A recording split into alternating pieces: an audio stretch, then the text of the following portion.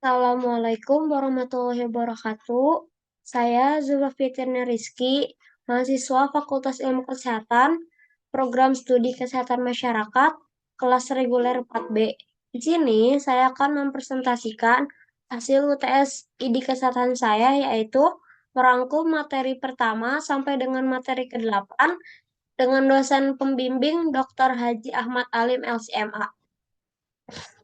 Dan ini ada beberapa materi di kesehatan, yaitu materi pertama pengantar di kesehatan, materi kedua model Islamisasi ilmu kesehatan, materi ketiga manusia sehat perspektif Islam, materi 4 konsep manusia sehat holistik perspektif Islam, materi 5 ketiga perspektif Islam, materi ke-6 promotif, preventif, kuratif, dan rehabilitasi perspektif Islam.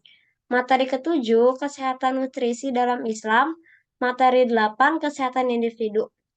Kita masuk ke dalam materi pertama, yaitu pengantar di kesehatan. Ilmu dalam pandangan Islam mempunyai peranan yang sangat besar dan memiliki kedudukan yang tinggi di sisi Allah.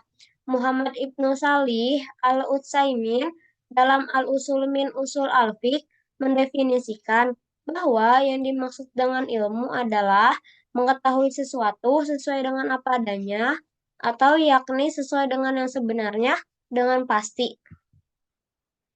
Cara memperoleh ilmu dan saluran-salurannya. Yang pertama itu ada cara memperoleh ilmu, yaitu ilmu itu hanya bisa diperoleh dengan cara belajar atau ta'alum.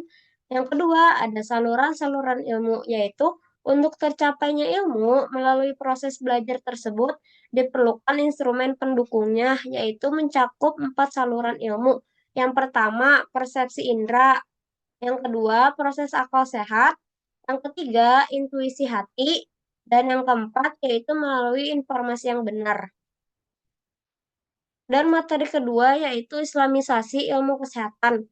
Islamisasi ilmu yang dimaksud di sini adalah mengislamkan ilmu pengetahuan barat, modern, kontemporer, tidak termasuk turat Islami.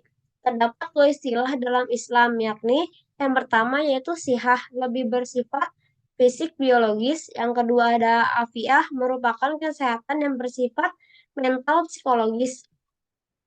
Kita masuk ke materi yang ketiga, yaitu manusia sehat perspektif Islam. Manusia terdiri dari jasad dan ruh jasmani dan rohani. Dalam perspektif Islam, orang tersebut sehat dan rohaninya adalah manusia yang sehat.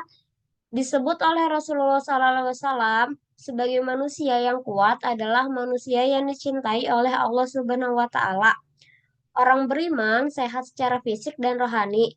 Ketika Islam melihat gangguan kesehatan disebabkan oleh dua hal, yaitu yang pertama penyakit badan, yang kedua penyakit hati.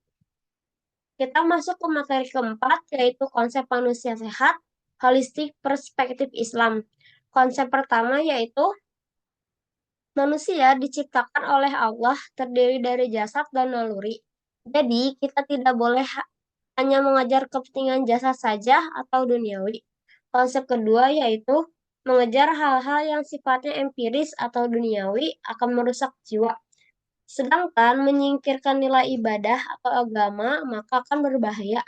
Konsep yang ketiga yaitu salah satu penyebab hati yang rusak adalah karena dosa.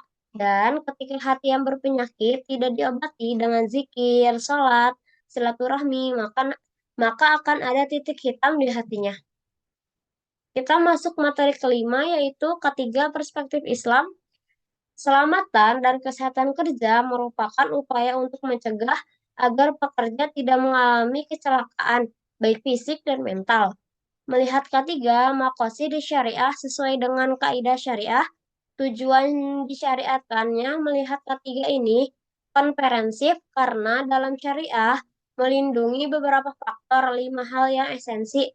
Kepentingan utama ketiga yaitu yang pertama ada menjaga agama, yang kedua dijaga keselamatan jiwa, ketiga akal, keempat menjaga keturunan, dan yang kelima adalah keselamatan harta.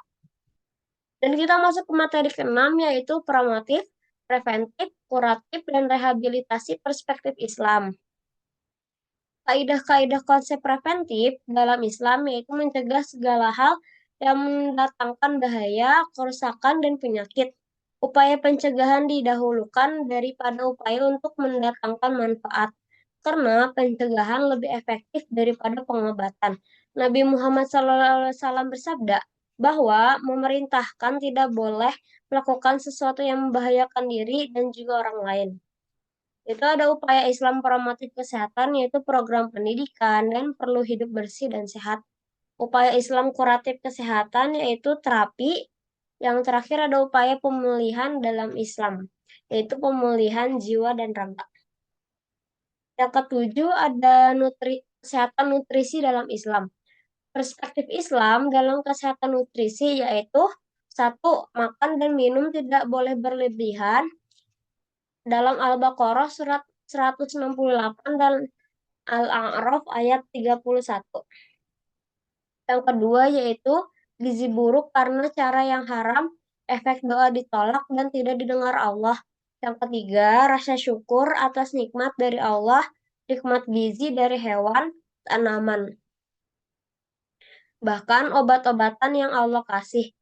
Yang keempat, pengaruh nutrisi yang halal dan baik maka berdampak kepada kesehatan jiwa. Dan materi yang terakhir yaitu yang kedelapan yaitu kesehatan individu atau personal hygiene. Hidup bersih dalam perspektif Islam tidak hanya berorientasi pada kebersihan jasmani, tetapi juga mencakup kebersihan rohani.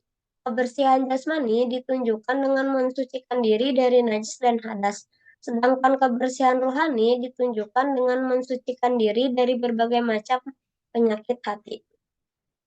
Terima kasih, mungkin sekian presentasi dari saya. Wassalamualaikum warahmatullahi wabarakatuh.